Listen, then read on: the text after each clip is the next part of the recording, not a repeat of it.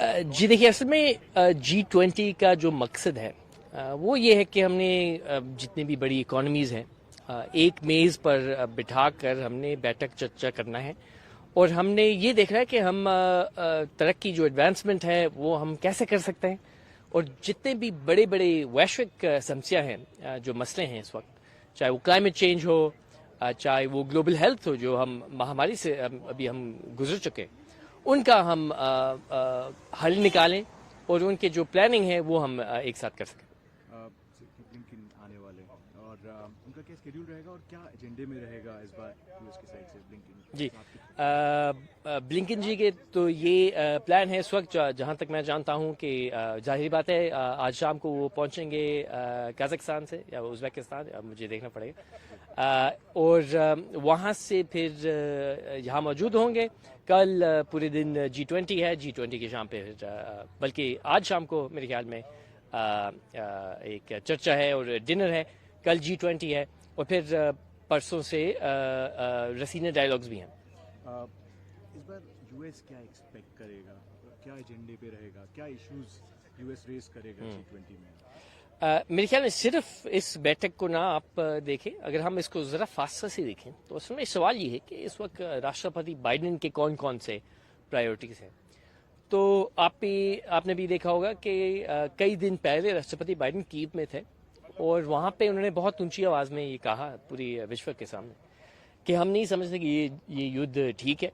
हम समझते हैं कि जल्द से जल्द इस युद्ध को ख़त्म होना चाहिए और इसलिए हम व्लादिमीर पुतिन पर दबाव जारी रखने के लिए तैयार हैं और यूक्रेन को हम सपोर्ट दे रहे हैं साथ साथ, ताकि हम एक आवाज़ में पुतिन को हम कह सकें कि ये गलत है और पुतिन ने अपने सैनिक फोर्सेस को रोकना है और उन्होंने मिसाइल और बम को भी रोकना है। G20 की अध्यक्षता भारत कर रहा है, आपकी क्या उम्मीदें हैं भारत से? क्या आपका कहना चाहेंगे भारत?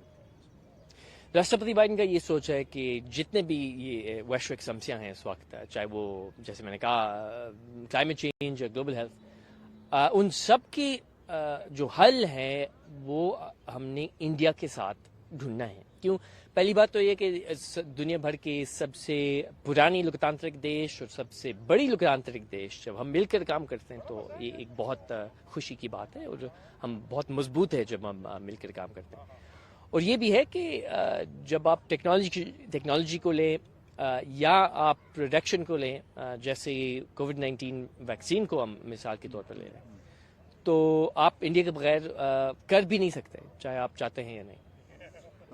यूक्रेन रशिया की बात करते हैं, ये बहुत बड़ा टॉपिक है जो G20 में भी उठाया जाएगा। प्रेजेंट सिचुएशन जिस तरीके से और आगे कैसे G20 के थ्रू इस इशू को एड्रेस करने के लिए आप देखेंगे ये प्लेटफॉर्म? मैं ये फिर से कहूँगा थोड़ा पासा से देखें कि सिर्फ G20 नहीं है, आप UN सिक्योरिटी काउंसिल को ले लें, आप UN जनरल असेंबली को ले लें जहाँ पे हमने वोट डाला और हमने देखा 140 से ऊपर देश ने वोट डाला। उन्होंने कहा कि जो हम देख रहे हैं रूस से वो गलत है, ठीक नहीं है और कानून के बाहर है। तो जी, हम समझते हैं कि हमने जितने भी इंटरनेशनल फोरम्स हैं, जब बैठक है तो हमने यही देखना है कि अगले आने वाले सालों में किस किस्म की विश्व में हमने रहना है। एक जो विश्व है जो कि कानून के हिसाब से हम काम करते हैं या जो ताकतवर देश हैं वो अपनी मर्जी से काम करते हैं। चाइना की भी बात करते हैं और चाइनीज बलून जी, यूएस में काफ़ी मुद्दा भी बना और स्काई बलून भी कहा गया उन्हें, उसके ऊपर क्या टेक है और इस पे ऊपर कितना फोकस होगा? राष्ट्रपति बाइडेन ने मेरे ख्याल में बहुत एक सख्त जवाब दिया चीन को। आपने खुद देखा है, बल्कि ब्लिंकन का भी प्लान था चीन जाने का, वो नहीं गए क्योंकि हम नहीं समझते कि ये एक जो रिस्पॉन्सिबल देश है कि वो अपने राजनीति को एक इस आक्रामक तरीके से वो आगे चला सके। तो तभी राष्ट्रपति बाइडेन ने बलून को उन्होंने मिसाइल के थ्रू नीचे किया और अब हमारे नेवी डाइवर्स जो पार्ट्स हैं वो निकाल रहे हैं। इंडो पैसिफिक पॉलिसी बहुत इंपॉर्टेंट है, अगर इन्वॉल्व भी है। इंडो पैसिफिक पे कितना फोकस रहेगा और यूएस का क्या आगे की स्ट्रैटेजी रहेगी उस पर भी बताइए, क्योंकि चाइनीज थ्रेट भी वहाँ पे लूम इन करता है, उस पर क्या?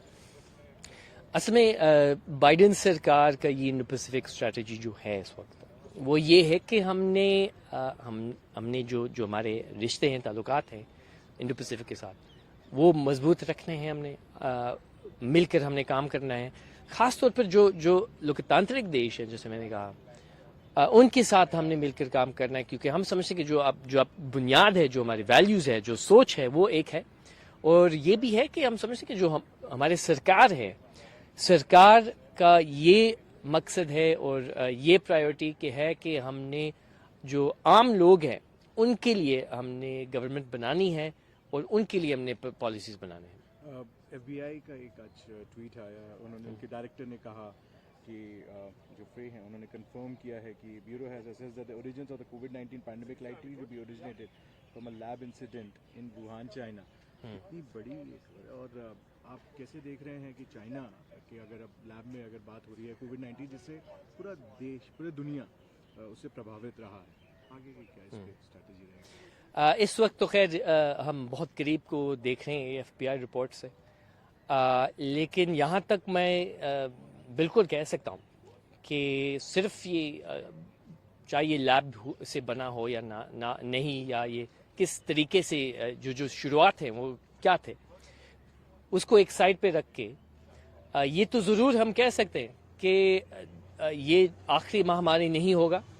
आने वाले जो महामारियां हैं उनके लिए हमने क्या करना है, कैसे प्रिपरेशन करना है, सप्लाई चेन को और मजबूत हमने कैसे करना है, जो वैक्सीन्स है, जो mRNA जो वैक्सीन्स है, उनको हमने कैसे बनाना है। तो जो तैयारी है वो मेरे ख्याल में इस वक्त बाइडेन सरकार बहुत करीब से देख रहा है, ताकि जो आने वाले महामारी है उसके लिए हम तैयार हैं। सेक्रेटरी ब्लिंकन के जो बायलैटरल्स का जो बोला जा रहा है स्केड्यूल भी होगा, उसमें क्या मुद्दे उठ सकते हैं भारत और US के बीच? इस वक्त तो मेरे सामने नहीं है, लेकिन इतना तो मैं ज़रूर कह सकता हूँ कि जो हमारे शेयर्ड प्रायोरिटीज़ हैं, जो वैल्यूज़ हैं, वो तो हम ज़रूर उस पर चर्चा करेंगे। आखिरी प्रश्न मेरा रहेगा, इंडिया काफ़ी टाइम से UNSC में चेंजेस की बात कर रहा है, क्या US उन चेंजेस को सपोर्ट करे? हम कई सालों से कह रहे हैं कि अब वक्त आ गया कि UNSC में हम जो तब्दीली है, जो चेंजेस है, वो हम देख पाएँ। जो सच है इस वक्त वो रास्ता लंबा है और मुश्किल है, लेकिन मेरे नहीं ख्याल कि कोई ऐसा है बाइडेन सरकार में कोई ऐसा ऑफिशियल है जो कि कहता है कि बिल्कुल ज़रूरत नहीं।